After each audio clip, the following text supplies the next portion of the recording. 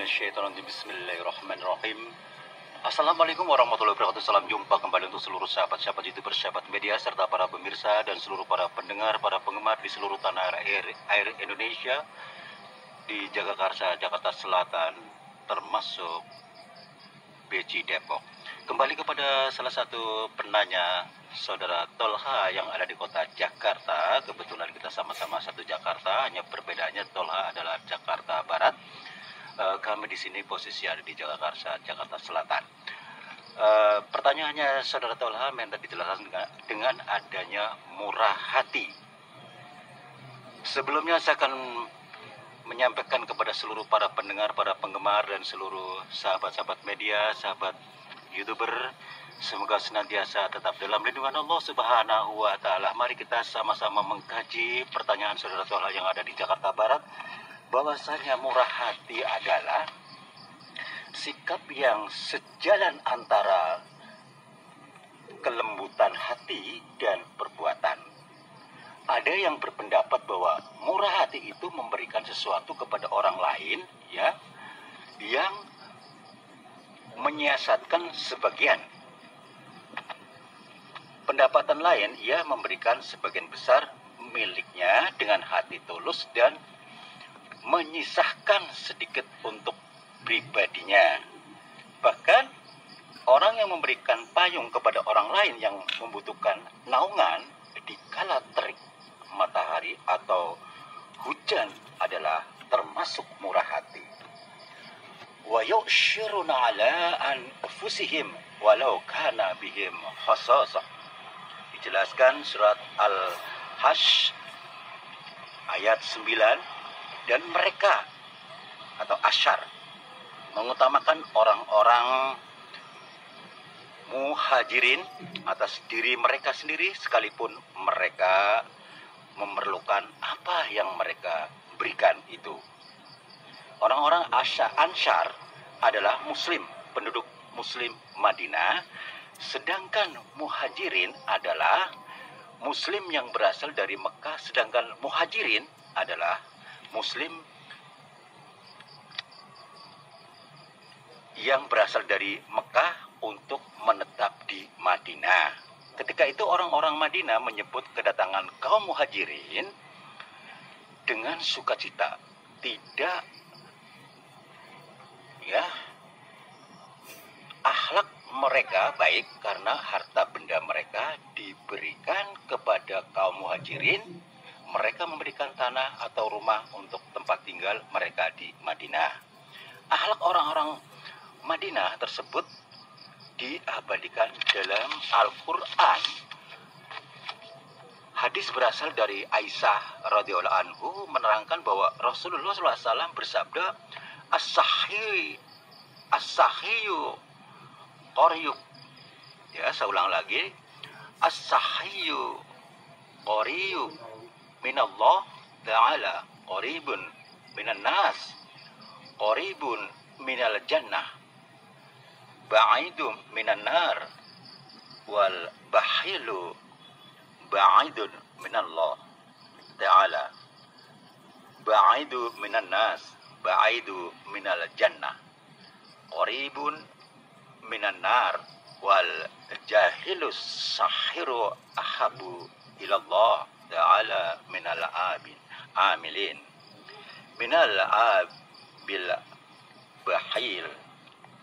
Orang yang murah hati dekat dengan Allah, dengan manusia dekat dengan surga dan jauh daripada neraka. Orang yang kikir jauh dari Allah, jauh dari manusia, jauh dari surga dan dekat dengan neraka. Orang bodoh murah hati lebih dicintai Allah daripada orang yang ahli ibadah yang kikir. Dijelaskan HR At-Tirmizi. Maurik Al-Ajali mempunyai kelembutan hati dan kehalusan dalam berkasih sayang kepada kawan-kawannya. Ia suka memberi tetapi dengan tidak secara langsung. Suatu ketika ia meletakkan 1.000 dinar di kantong mereka ketika hendak pergi berpesan. Kutitipkan uang ini kepadamu, jagalah hingga aku kembali. Itu menurutnya. Setelah beberapa saat meninggal mereka, Maurik menyuruh seseorang utusannya untuk menyampaikan pesan, engkau halal memakai uang itu. Saudara-saudara yang dimuliakan Allah Subhanahu wa taala, Qais bin Sa'id bin Ubadah dikenal sebagai orang yang sangat murah hati. Namun ia mendapati seseorang yang melebihi akhlaknya. Ia bercerita bahwa suatu ketika dirinya sedang melakukan perjalanan jauh, ia menjadi musyafir, wis singgah di rumah seorang wanita. Tak lama kemudian suami wanita itu datang. Suamiku, hari ini engkau kedatangan tamu, ujar wanita itu kepada suaminya. Setelah sejenak perkenalan dan berbasa-basi, tuan rumah tersebut keluar dan menyembelih seekor untanya. Malam itu kuis dijamu dengan makanan yang berlimpah. Keesokan harinya datang lagi tamu yang singgah di rumah itu. Tuan rumah pun menyembelih seekor unta lagi. Kuis merasa heran melihat tuan rumah yang bersikap aneh tersebut. Wahai Tuan, aku baru sedikit memakan daging unta yang disembelih kemarin. Mengapa sekarang menyembelih lagi? Bukankah daging yang kemarin masih cukup untuk tamu tuan yang baru datang? Tanya Kais. Aku tak ingin memberi makanan tamu-tamuku dengan makanan yang sudah menginap, ujarnya datar. Lantas Kais bermalam di rumah itu sehingga 3 hari. Setiap hari selama itu ada saja tamu yang datang dan tuan rumah selalu menyembelih untanya. Padahal itu hujan turun, tidak pernah reda. Demikianlah lelaki tersebut memperlakukan tamunya dengan sangat istimewa. Ketika hendak berpamitan, Kais menyelinapkan uang 10 dinar tanpa sepengetahuan tuan rumah. Saudara-saudaraku yang dimuliakan Allah Subhanahu wa taala. Lantas mohon maaf, aku telah merepotkan tuan. Sekarang aku hendak melanjutkan perjalanan, ujar Kais. Tidak mengapa, justru aku merasa puas dapat melayani engkau, ujar tuan rumah.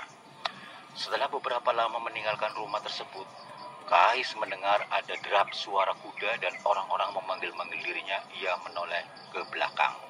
Ternyata lelaki yang menjamunya itu menyusul di belakangnya. Hei musafir, berhentilah. 1, teriaknya. Kais mencoba memacut kudanya, namun kuda lelaki itu lebih cepat hingga berjalan sejajar dan berhasil memotong jalan. Kais terpaksa menghentikan kudanya. Berhenti, wahai musafir, hina. Engkau telah menghargai pelayanku kepada tamu-tamuku dengan menyelipkan uang. Maksudnya menyelipkan uang 1000 dinar. Ambil uang itu, kata tuan rumah. Tidak, aku berutang budi kepada tuan. Kais menolak, namun lagi itu memaksa. Jika engkau tidak mau menerimanya kembali, aku terpaksa menikahmu. Maka Kais pun mengambil uangnya kembali. Jadi lebih jelasnya, tuan rumah itu benar-benar ikhlas ya menjamu tamu saudara Kais tadi. Namun Kais ingin membalas budi secara diam-diam, menyelipkan uang di sakunya. Ternyata setelah Kais pergi, tak lama kemudian tuan rumah mengetahui adanya uang. Lantas dikejarnya, dia tidak mau menerimanya. Dilanjutkan, Ahmad bin Atta Ar-Sabari adalah ulama sufi yang sangat disegani. Ulama, murid-muridnya sangat banyak jumlahnya. Suatu ketika ia mendatangi rumah sahabatnya, namun kosong pintunya, terkunci. Agaknya penghuni pergi dalam hati berkata, dia mengaku sufi tetapi mengapa pintunya rumah dikunci? Ahmad bin Atta memanggil murid-muridnya, dobrak pintunya hingga terbuka, katanya. Ahmad bin Atta dan murid-muridnya mendobrak pintu hingga mereka bisa masuk, lalu semua barang dalam rumah dikumpulkan oleh murid-muridnya. Barang-barang tersebut dijual ke pasar. Inilah sekelumit riwayat daripada pertanyaan saudara Tolha yang ada di kota Jakarta Barat, bahwasanya ciri seorang muslim ya, sesama muslim apalagi, benar-benar pada saat kita menerima tamu benar-benar dihargai banget. Kalau seandainya kita bandingkan dengan keadaan saat ini jauh berbeda dengan yang dulu. Padahal itu satu contoh ya, bahwa niat kebaikan seseorang menjamu tamunya. Kalau memang tidak ada ya, apa yang ada? Air putih. Kalau memang ada, lebih baik sebaik-baiknya memberikan sajian kepada tamunya. Demikianlah saudara-saudara yang ada di kota Jakarta Barat tentang pertanyaan Anda dengan kalimat murah hati. Mudah-mudahan dapat dimengerti dan dapat dipahami untuk seluruh para pendengar, para penggemar, seluruh sahabat-sahabat media serta YouTuber.